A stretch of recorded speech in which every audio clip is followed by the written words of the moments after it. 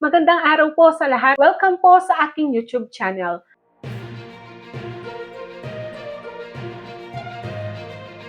Marami pong nagtatanong kung sila ay magpapalit ng membership status sa SSS. Ano ba yung dapat gawin? Kailangan bang pumunta sa SSS o hindi na? Dito, yan po ang ating sasagutin sa video na ito. Unang-una po kung kayo ay magpapalit ng membership status mula sa OFW, non-working spouse, employed voluntary member, at prior registrant sa pagiging self-employed, kailangan po ninyong mag-accomplish ng member data change request form o SSS form E-4. At ito po ay sasubmit sa pinakamalapit na SSS branch sa inyong lugar.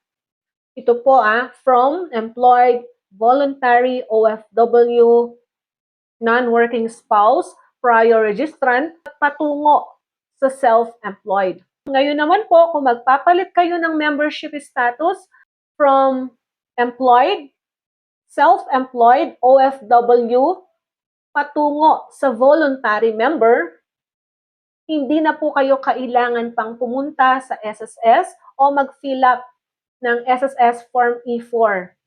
Ganito po ang gawin ninyo. Pag kumuha po kayo ng PRN sa mismong SSS mobile app o sa My.SSS member portal, piliin po ninyo under membership type, voluntary member na po.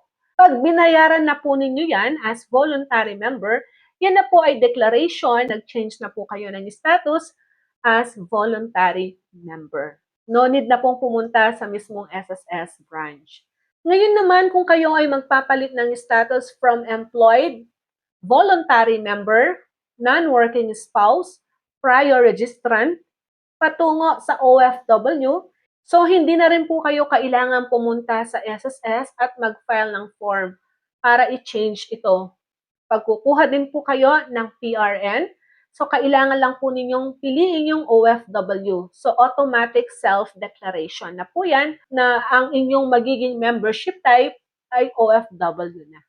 So iyan lamang po ang ating information sa ngayong araw na ito. Have a nice day po and God bless us all.